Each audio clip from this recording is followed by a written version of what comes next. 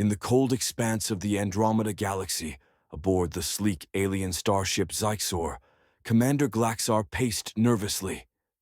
His 6 tentacles twitched with unease, his bulbous eyes darting around the control room. The ship's lights flickered ominously, casting eerie shadows on the curved walls. "Status report," he barked, his voice reverberating through the chamber. Lieutenant Vork, a gelatinous being who resembled a pile of sentient blueberry jelly, wobbled forward. "Commander," Vork said, his voice gurgling like someone stirring pudding. "The containment breach has spread to Deck 7. The infected are multiplying." Glaxar stopped pacing and turned sharply toward Vork. "Multiplying? How fast?" Vork hesitated, then projected a holographic chart into the air. The graph showed an exponential curve so steep it looked like it was trying to punch through the ceiling. Glaxar groaned and slapped one of his tentacles against his forehead. "Great Zorbak, we're doomed. I told the science team not to bring back specimens from that cursed planet." "But Commander," Vork protested, "the scientists assured us the samples were inert. They said there was no danger of contamination." "Well, clearly they were wrong," Glaxar snapped. "Now half the crew is infected, and the other half is hiding in the ventilation shafts." A loud crash echoed from somewhere deep within the ship, followed by guttural growls and the unmistakable sound of flesh tearing. Glaxar winced. "Make that 3/4 of the crew." The infection had started innocently enough, or as innocently as things ever start when you're dealing with intergalactic exploration. The crew of the Zyxor had landed on a desolate planet known as X-47b, hoping to mine rare minerals and maybe discover some new life forms. What they found instead was a strange fungus growing in the ruins of an ancient civilization.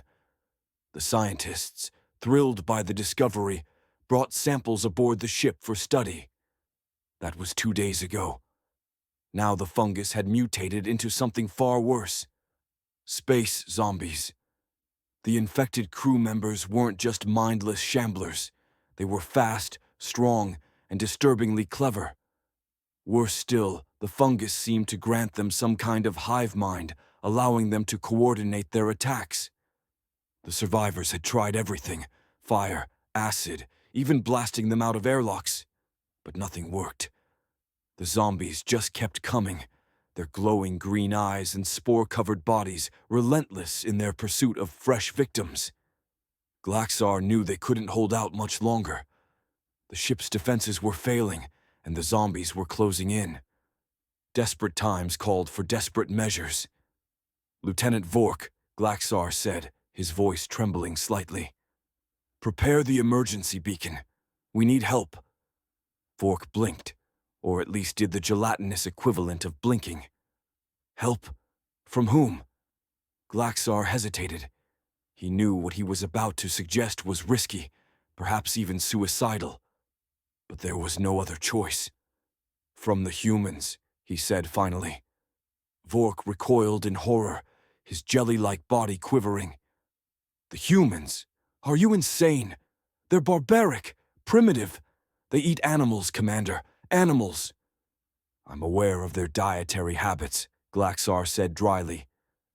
"But they're also resourceful, tenacious, and completely unpredictable. If anyone can help us fight these things, it's them."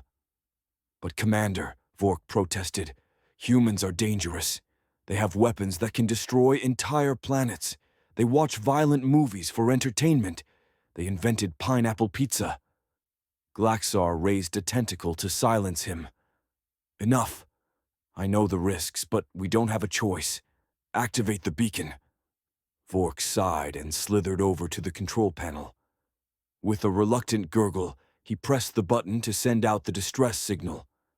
A beam of light shot out from the ship, carrying a message across the galaxy. "This is Commander Glaxar of the starship Zyxor. We are under attack by hostile entities and require immediate assistance. Any species capable of combat is urged to respond. Coordinates attached." The message hurtled through space, passing stars and nebulae until it reached a small blue planet orbiting a yellow sun, Earth. On Earth, the message was picked up by a listening station in Nevada. At first, the technicians thought it was a prank. After all, distress signals from aliens weren't exactly common. But when they decoded the message and realized it was genuine, they immediately forwarded it to the Pentagon. Within hours, the U.S. government had assembled a team of specialists to respond to the call. The team included soldiers, scientists, engineers, and one guy named Dave who wasn't entirely sure why he'd been recruited, but figured it had something to do with his extensive collection of zombie movies. As the humans prepared to launch their rescue mission, debates raged about how to handle the situation. Some argued that helping the aliens was too risky. Others believed it was an opportunity to forge alliances and gain advanced technology. In the end, pragmatism won out. If the aliens were fighting zombies, humanity could learn valuable lessons for its own survival. The rescue team boarded a retrofitted spacecraft and set course for the Zixor. The journey was tense, filled with speculation about what awaited them.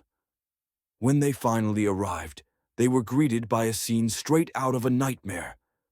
The Zixor was barely holding together. Its hull was scarred with claw marks, and the interior was littered with debris and corpses. The surviving crew members were holed up in the command center, barricading themselves behind makeshift barriers. Commander Glaxar greeted the humans with a mixture of relief and apprehension. "You came," he said, his voice tinged with disbelief. "Of course we came," said Colonel Jackson, the leader of the human team. "We're humans. We love a good fight." Glaxar frowned. "I hope you realize this isn't just a fight. It's a war. These creatures are unlike anything you've ever faced." Jackson grinned and hefted his weapon. "Buddy, we've seen every zombie movie ever made. We've got this." What followed was a chaotic, action-packed battle that blended horror and humor in equal measure. The humans fought valiantly, using everything from flamethrowers to chainsaws to improvised explosives. They quickly discovered that the zombies were vulnerable to certain frequencies of sound, leading Dave to blast heavy metal music at full volume as a weapon. The aliens watched in awe and mild terror as the humans unleashed their unique brand of ingenuity and insanity. Despite the odds, the combined forces of humans and aliens managed to push back the zombie horde. By the end of the battle, the Zixor was in shambles, but it was still standing. The survivors gathered in the command center, exhausted but victorious.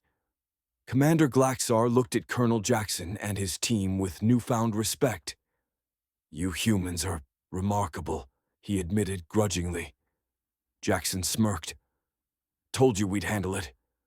As the humans prepared to return to Earth, Glaxar made them an offer, an alliance between their species. Humanity accepted, and the two civilizations began working together to prevent future outbreaks and to share knowledge, technology, and really bad jokes. The humans returned to Earth as heroes, hailed not only for saving an alien species, but also for proving humanity's worth in the galaxy. News of the alliance spread quickly, sparking debates across the globe. Some people were thrilled by the prospect of intergalactic cooperation. Others were wary of inviting aliens into human affairs. Conspiracy theories flourished, with internet forums buzzing about everything from secret alien invasions to extraterrestrial pineapple pizza recipes. Meanwhile, back aboard the Zixor, Commander Glaxar faced a new challenge: rebuilding his ship and integrating human technology into their systems. The humans had left behind a team of engineers to assist with repairs, including Dave, who had somehow talked his way into staying, despite having no formal qualifications. "Dave," Glaxar said one day, watching as the human tinkered with a control panel, "are you sure you know what you're doing?" Dave grinned and held up a roll of duct tape. "Relax, Commander. Humans have been fixing things with this stuff for centuries." Glaxar eyed the duct tape skeptically. That doesn't inspire confidence. It should, Dave replied cheerfully. This stuff is practically magic. Watch. He slapped a piece of duct tape onto a sparking wire, and to Glaxar's astonishment, the sparks stopped. The alien commander stared at the patch job, then at Dave. Your species is both terrifying and ingenious, Glaxar muttered. As the repairs progressed, the humans and aliens began sharing stories, jokes, and cultural quirks. The aliens were fascinated by humanity's ability to turn adversity into entertainment, particularly the zombie genre, which they found both horrifying and hilarious. Vork became obsessed with binge-watching old zombie movies, often pausing to ask questions like, why do humans always split up when they know it's dangerous? And, is there a reason you invented something called chainsaw hands? Despite the camaraderie, tensions occasionally flared. The aliens struggled to understand human sarcasm, leading to awkward misunderstandings. One incident involved a human engineer, jokingly suggesting they install cup holders in the ship's cockpit. The aliens took the suggestion literally, resulting in a heated debate over whether cup holders violated intergalactic safety protocols.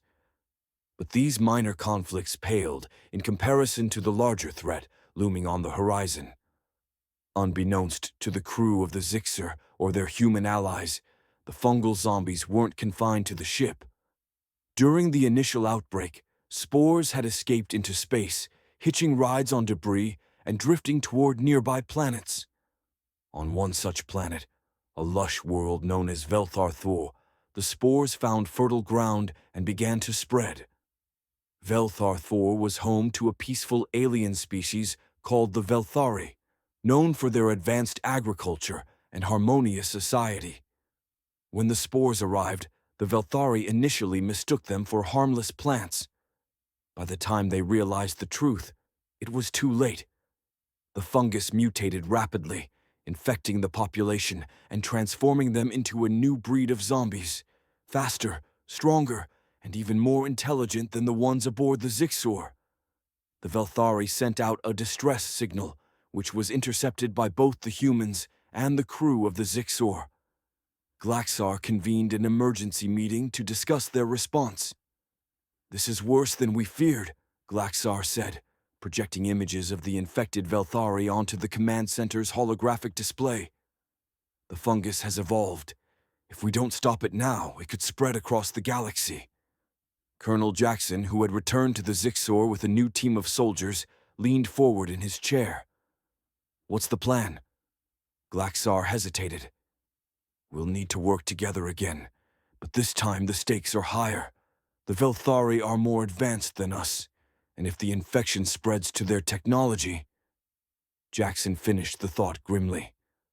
We're looking at space zombies with starships. The room fell silent as the weight of the situation sank in. Then Dave, who had been munching on a bag of potato chips in the corner, spoke up. Well, he said, crunching loudly, looks like it's time for humanity to save the galaxy again. The combined human-alien task force set course for Velthar 4, armed with new weapons and strategies. Scientists had developed a prototype device capable of emitting sound frequencies that disrupted the fungus's hive mind, based on the heavy metal experiments during the first battle. They called it the Sonic Disruptor, or, as Dave insisted on calling it, the Zombie Jammer. When they arrived at Velthar 4, the situation was dire. Entire cities had fallen to the infection, and the Velthari survivors were holed up in underground bunkers. The task force landed near one of these bunkers and made contact with the Velthari leader, a dignified alien named Klinar. Klinar greeted them with a mixture of hope and desperation. You came, he said, his voice trembling. We didn't think anyone would answer our call. We're humans, Jackson replied. Answering calls for help is kind of our thing. And duct tape, Dave added helpfully. Don't forget duct tape. Kleiner looked confused, but decided not to ask. The task force quickly got to work, deploying the sonic disruptor and coordinating attacks against the infected. The battles were brutal, with the evolved zombies proving to be even more formidable than expected. They moved with terrifying speed, using tools and weapons scavenged from the Velthari cities. At one point, a group of zombies hijacked a hovercraft, forcing the humans and aliens to engage in a high-speed chase through the skies. Despite the challenges, the task force made progress. The sonic disruptor proved effective, allowing them to weaken the zombies' coordination and gain the upper hand. But just as victory seemed within reach, a new threat emerged. Deep in the heart of Velthar IV, the fungus had created something new, a massive, pulsating entity that served as the hive mind's central node. This Spore Queen controlled the infected and directed their actions with chilling precision. Destroying it was the only way to end the outbreak, but reaching it would require venturing into the most heavily infested part of the planet. Glaxar, Jackson, and Klinner led a small team on the mission, accompanied by Dave, who refused to stay behind despite everyone's objections. Armed with flamethrowers, explosives, and the sonic disruptor, they fought their way through hordes of zombies, navigating treacherous terrain and narrowly avoiding ambushes. When they finally reached the Spore Queen, they were stunned by its sheer size. The creature towered over them, its grotesque form covered in writhing tendrils and glowing spores. It let out a deafening roar, sending waves of zombies charging toward the team. "This is it," Jackson shouted. "Give it everything you've got." The battle was chaotic and intense, with the team fighting desperately to destroy the Spore Queen. In the end, it was Dave who delivered the final blow, rigging an explosive device and hurling it into the creature's core. As the Spore Queen erupted in a fiery explosion, the zombies collapsed, their hive mind severed. With the outbreak contained, the Velthari expressed their gratitude, pledging to join the Human-Alien Alliance. The task force returned to the Zixor, battered but victorious, knowing they had saved the galaxy from a terrifying threat. As they celebrated their success, Glaxar raised a tentacle in a toast. "To humanity," he said, "you may be barbaric, unpredictable, and disturbingly fond of pineapple pizza, but you are also the galaxy's greatest hope." Dave grinned and held up a roll of duct tape. "And don't forget this." Everyone laughed, even Glaxar,